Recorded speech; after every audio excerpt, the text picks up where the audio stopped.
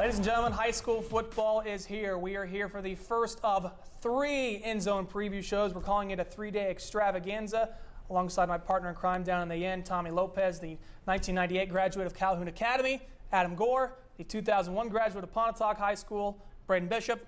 I'm merely Robbie Donahoe. We have a great show lined up for you here this evening. Plenty of stuff to talk about. First things first is, though, we're diving into Class 1A and 2A for tonight. I'm going to hit you hard right now, guys. What's the one thing you want to look forward to this year out of these 2 classes?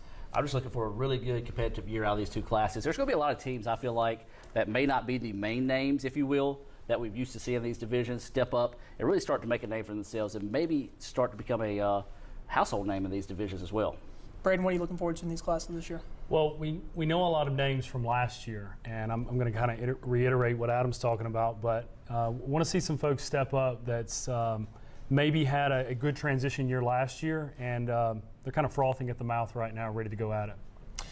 There's so many strong teams, not all of them in our viewing area, but if you had to right now say who could be headed to Jackson, who could be in the mix for that state championship, who would be some teams that you guys would point to? You know, in 1A, you got to think your traditional teams like a Vardaman team like that, but a team I kind of like going out, that one's going to be Shaw out of the Delta.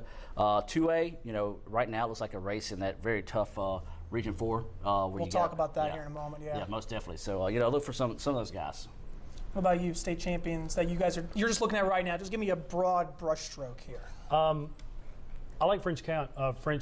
Yeah, I think they're going to definitely have some ideas compared to last year on what they want to do this year, and you know, they're looking for that first title, and that goes a long way with heart and how they're going to definitely take care of business. Now we're going to dive into 1A here in just a moment. A big change for this year is the reclassification.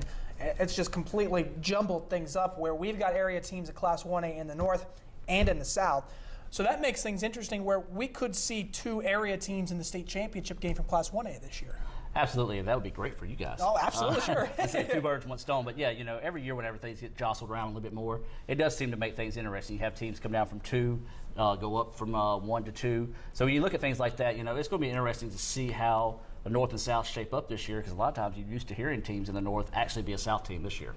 And one thing we do want to mention as well is that West Oktibbeha, East Oktibbeha, as of right now, still are not able to make the postseason or the playoffs, so they're playing just district games this year. So you won't see the Timberwolves and you won't see the Titans in the playoffs once again. But still, that was another team, those 2 teams we were talking about a little bit backstage, they have so much talent, but they're left out of the playoffs. I know last year, Adam Lowry, I talked to him multiple times from West Oktibbeha, the head coach. They weren't allowed to make it in the playoffs, but they had guys like Vaughn Smith and Tiberius Lampkin that couldn't showcase their skills in the playoffs. And that's a shame, I think. It really is, you know, and it shows how good these coaches are, because you've got to keep these kids motivated from one week to the next. But what are they playing for? You know, you can't go to the playoffs. In that sense, you kind of motivate, say, hey, let's make everybody leave no doubt that we were a playoff team. This team wouldn't have got in if we would have been eligible. And just first inclinations, just Bassfield. How good are they in Class 2A? I think we know how good they are as far as where they finished last year. Yeah. I don't know if we know exactly how monstrous they are this year. That's a Class 2A They're the team to beat. Yeah, that's a Class 2A team that I think could possibly win 4A or 5A this year. I'm just throwing that out there. But we'll have much more to talk about on all these teams in Classes 1A and 2A as we return here on the End Zone.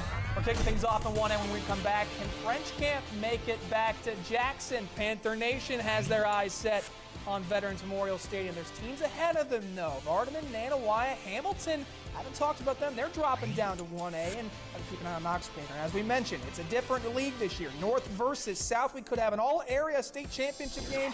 We'll tell you more about that next. Welcome back into the End Zone preview show presented by OCH Sports Medicine. It's time now to get into Class 1A. Fellas, give me sort of a broad look right now. What catches your eye about Class 1A this year? I'll tell you one thing that's going to jump out at me real quick is the shifting of Coffeyville coming over to the division they should have been in all these years, right. More travel friendly. That's going to be really interesting because the last time they've been there, that division has really got shaken up and has done I see that being a big key factor this year in that division with Vardaman. Also Hamilton moving down from 2 to 1. And I know the Pirates are a team that we're going to watch for possibly. We'll get into that in a second. But what catches your eye about 1A this year? 1A this year, you know, I think teams like Smithville, Holka, and Thrasher, some teams that have maybe had some years that have been really tough on them, I think they now have a huge capability of making some noise. I don't know how far that you're going to definitely see them go once playoff season starts, but it's definitely a time period for them. Smithville really a team that's starting, I think, possibly. A lot of people have been saying, watch out for Smithville, sleeper team this year. So keep an eye on the Seminoles for this season. We'll talk about sleepers here in a moment. But. And you've got this north-south split. You already mentioned Hamilton dropping down, Holka, Smithville, Vardaman, Thrasher, some normal names in the north. Then you've got some teams in the south too who could definitely compete, West Lowndes being one of them. But what are you guys looking at right now as far as that north-south split? You know, it's always interesting to see how this breaks down. We sort of touched on that a little while ago. You see teams that obviously you think would be a north team going to the south. But right now, I'm going to have to say the biggest thing that stands out to me is how the difference between the north and the south this year. Not taking anything away from the north teams, but the south this year is stacked. They have a lot of good teams down there. Obviously going to be one of the favorites to win the state in 1A. Yeah. What about you? I'm looking forward to Shaw. I definitely want to see them make some noise. I think that they're going to do some things that some people have some anticipations about, but once they get on the field and do it, I think that's going to change some people's eyes on them. The shock and awe of the Shaw Hawks. Say that 5 times fast, folks. Yeah, another thing about the North and South is that a lot of people are pegging Region 4 in that 1A class to be one of the best regions in the state. Bogue Chitto, Stringer, Lumberton, Dexter, Mount Olive, 5 teams that are perennial playoff teams. I can't stop hearing about Lumberton. I don't know what it is with them, but everyone keeps saying, oh, Lumberton, the team to beat this year. Last time I checked, French Camp was the team that came out of the South from last year. What about the Panthers? That's a team that we keep saying probably going to return to Jackson, but what are they looking like for this year? Yeah, you know, I like French Camp to be one of the contenders in that. You know, they have a lot of guys coming back, a very solid coaching staff. Went on an impressive run last year. So I look for them to make another run down towards Jackson this year. But as you said, you know, Lumberton's a team that has been a perennial power in 2A, stepping down to 1A. It's going to be a key figure in that.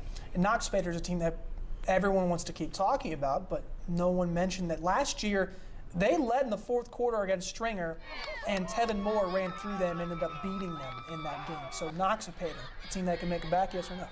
I think so. I have them picked just to kind of give a little bit of prelude to later. Yeah. But I've heard a lot about Lumberton over the last couple of weeks. Stringer, just don't count them out. And West Lowndes, you know, give them a little bit of shout out for the local love. I think they have some kids that can definitely make some impacts. They looked good against Caledonia, too, just a couple of days ago. Anthony King has got that team ready to go. Yeah.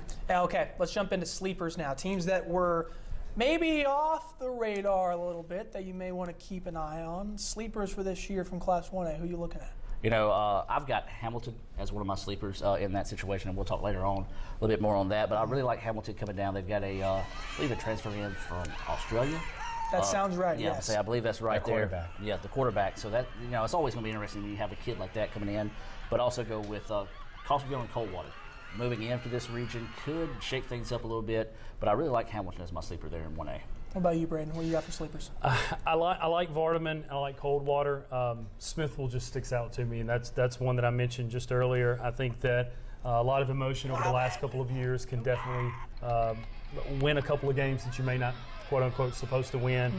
So yeah, I'm looking forward to Smithville after about a 3-year lapse of a tragedy that happened in that community. Now, we've gone throughout this entire time and not even mentioned that Larry Gand is back on the sidelines at Vardaman. How big of a deal is that going to be? That's a really big deal. A ICC Hall of Famer coming back home. He was there before Mark Bray sort of established everything that now Vardaman has become. So it's going to be interesting for him to come back, see what he can do there. I know the community's fired up behind him. That Vardaman loves to play. Now, I pick a sleeper every year. Last year, I know I had French Camp last year. I will, give myself a pound on the back for that. French Camp was my sleeper last year, and Houston was my sleeper in 4A. Keep an eye on West Lowndes. They got talent all across the field. Eric Harris, a guy that we saw just a couple days ago make one of the great plays already this year in a jamboree, so watch out for West Lowndes. But we sort of roll that into our region picks. Region 1 has area teams this year. Who are you picking?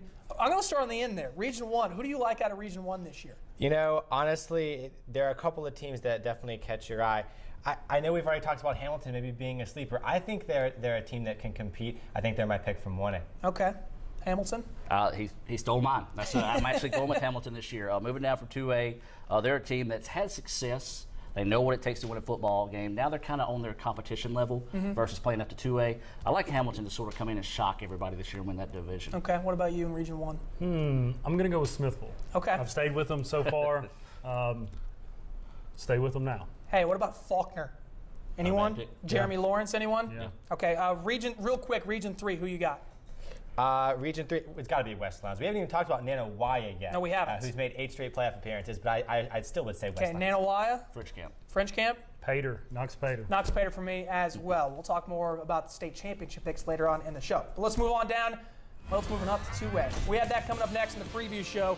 We mentioned a little bit earlier, Region 4 2A, a murderer's row of teams. We're going to tell you more about that region that doesn't even have Ackerman in it. That's still tough. Is it Baldwin's time? The Bearcats, can they channel their inner 2008 and make it to Jackson? But they're going to have to go through the juggernaut Jackets of Bassfield. How good are they, and how good can they be going forward? We'll tell you more about that when we come back.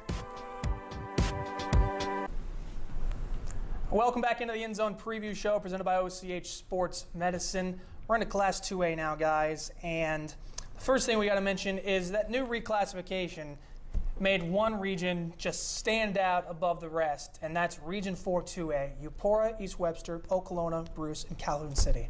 The unfortunate part about it is you can't take 5 teams to the playoffs. You can't. You can only take 4. So how do you even take 4 out of that division with all that talent? You keep an eye on it all year and watch a lot of fun football games because there's going to be a team in this region left out that I personally think could possibly be the second place team out of the region they would face in the playoffs. Yeah. What about you, Braden? What do you think about that region as a whole right now? Well, the no Ackerman thing definitely sticks out, and I don't know if that's good or bad for the rest of the teams that are in there. But, yeah, I mean, we might as well go ahead and get our coin flipping because that's what you're going to have to do at this point in the game. Yeah. Now, that Region 1, not a bad way it lines up for Baldwin a little bit. What do you I mean, what are your first impressions about that division, I guess? Well, and Baldwin's a talented group. They're also going to be inexperienced this year, but there's a lot of optimism for them. They can definitely compete in that region. I mean, I think you got to look at Baldwin as a definite contender. And what about you guys? Baldwin has been the team that we've sort of been talking up, and now I think this is the time that the Bearcats really unleash this year. Absolutely, and I mean, if they don't win that region, something unfortunate has happened. I'll just say that, not taking anything away from the rest of those teams of that division, but you look at it, Manatee is going to be their biggest competition in that region. That says something a lot about that because Manatee was a 3A team that now drops down to 2A, a little bit more of their competition. So, but right now, let's hit them up right now. Region 1 picks. Are we all sort of in the consensus that Baldwin's a team to win 1A or Region 1? Yes. Okay. So Baldwin out of Region 1. Region 4 one's the one I want to hear from you guys. Tommy first. Who are you taking out of Region 4? I wouldn't bet against Calhoun City. 16 starters coming back. We know what they did last year, going to the 2A quarterfinals. They have 2 running backs that run 4.5 40s. And I had the chance to meet them this summer. They look the part. I think they're ready to go. One guy you got to watch out for, Lavarius Varnado. Yes, he's one of those. Yeah, really good. Who do you got that? I got the winner between Bruce or Calhoun City. Being from Calhoun County, you got to pick. Come on. Legally can't pick. Oh gosh. All right. I would like for my parents' house not to be burned. Okay. What about you, Braden? Well, I went ahead and looked ahead in the schedule. Bruce does not play in the Boneyard, so Bruce. Okay. I got Calhoun City. That's just my pick right now. We'll make our state championship picks when we come back. We've already talked about all the regions. State title picks. It's coming up next here on the End Zone Preview Show. Welcome back to the End Zone Preview Show presented by the OCH Sports Medicine. Now we get to the big time, ladies and gentlemen. State championship picks. We start with Class 1A. Adam Gore, who do you have in your state championship from 1A? I'm going to go with French Camp. I like French Camp. I picked them to win the division. Got them winning again. Who do you have them beating from the north? From the north, let's go with Shaw. Actually, I'm gonna go with Shaw. Well, I have these out. I have these. I really can't remember, to be honest with you. So French Camp over Shaw. That's okay, who you had. Okay, Braden. I'm gonna go with Shaw. You're going with Shaw. I'm going to go with Shaw. And I originally looked at with French Camp, so I'm going to go with Shaw over French Camp. Okay, Shaw over French Camp. Who do you like at 1A? I have Stringer over Hamilton. I do think, I know I've already said this already this half hour. I think Hamilton's going to be a good team. Stringer in the end. I have Stringer over Faulkner. Why isn't Faulkner? Does anyone not know Jeremy Lawrence's name? Are you kidding me? He ran for 1,800 yards last year. No one's mentioning Faulkner. There you go. They number one, Hamilton's going to throw a parade for Tommy. Faulkner's going to Faulkner's going to throw a parade for me. By the way, the Faulkner Eagles, you can do that for me. Okay, Class 2A state championship game. I can't remember what I picked, but I believe I went West Lowndes over Bassville. You have West Bolivar Bolivar, over yes, Bassfield. yeah. You have Bassfield losing to West Bolivar. I got upset in that one. Okay, interesting. Bassfield over Bruce. Bassfield. So Bruce going back, even with all the guys they lost from last year. I think they can do it. Okay, Tommy, 2A. I have Calhoun City over Bassfield. I think Calhoun City is going to be really strong this year. Okay, so obviously none of you guys saw Bassfield play Eupora in the state championship game last year. I love Eupora. I love Junior Graham, and I love that team. But I'm sorry, Eupora was the best 2A North team from last year, and Bassfield wiped the field with them. Absolutely smoked them. Could be overconfident this year. No, there's no such thing as overconfidence. Bassfield has 7 D1 players, and you're not going to pick them to win the state title this year? I'm sorry. By the way, Calhoun City is my team coming out of the north. Like you said, 16 starters, Shaquille Gates, Carton McBride, Lavares Varnado, and Perry Lyles is sort of the X factor. They are a phenomenal head coach that can get Certainly. that. It's got it done where? Aberdeen, Charleston. Yeah. He's been just about everywhere. So Calhoun City losing to Bassfield. We'll see. No, I want to hear. Okay, when you guys watch, who's gonna go see Bassfield this year? Whenever they're playing this year, you guys have to go see them. We're at. Have you seen them play before? Have you I seen saw them in Bassfield the play state before? championship. Television. Yeah, Television? I haven't seen them in person. Okay, once you see them in person, you're going to realize how good they are. 2A just okay. Out of that, so what we haven't mentioned this yet either. That region 4 2A. What's the team that doesn't make the playoffs out of that region?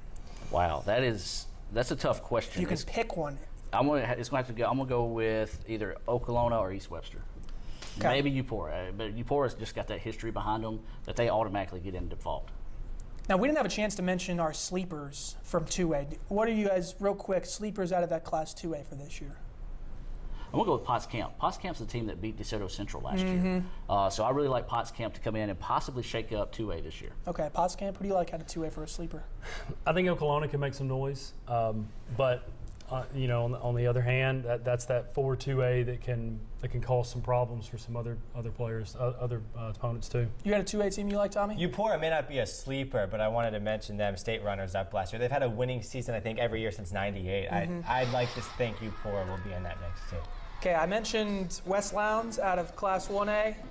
Watch out for East Webster in 2A. They've got so much back on that offense. Their defense is just going to be the one question you're going to have about East Webster this year. They lost a ton of seniors, a ton of guys that can make tackles for them, but they still have sort of an X-factor guy in D'Angelo Liggins that does about everything. And my favorite player out of entire last year, his name is Marcus Reeves, but he's got the nickname Peanut. So we call him Peanut Reeves, one of my favorite players from last season. So there you have it. Our state championship picks, our sleeper teams, just about everything else. We're going to put a bow on this show when we come back and talk to you about what we have coming up tomorrow here on the End Zone Preview Show. Welcome back in. About to put a bow on this show. Tomorrow, classes 3A and 4A on the End Zone Preview shows. And that's going to be fun. Just, I guess, real quick, just a broad look, 3A and 4A. You know, Who do you like? 3A and 4A, I can't really go into who I like yet. I haven't really studied up on them yet. But the thing I like about 3A and 4A, that's when the competition just takes it up a whole nother level. That's usually the best competition in the state when you look at 3A, 4A schools in all sports. So that's whenever we're going to get to a lot of the heart of the teams that are extremely good. 3A and 4A, what do you look at from that? Well, that's kind of my home, just coming from it, and that's where you definitely find a lot of the competition coming from. But you definitely have a lot of really local teams that make noise in the 3 and 4A arena. So it's always fun to watch. It's probably one of the most fun areas to watch in that. We'll talk about classes 3A and 4A tomorrow here on the End Zone Preview shows. We hope you can join us 6:30 p.m. immediately following WCBI News at 6. And we'll see you tonight at 9 and 10 for WCBI News at 9 and 10.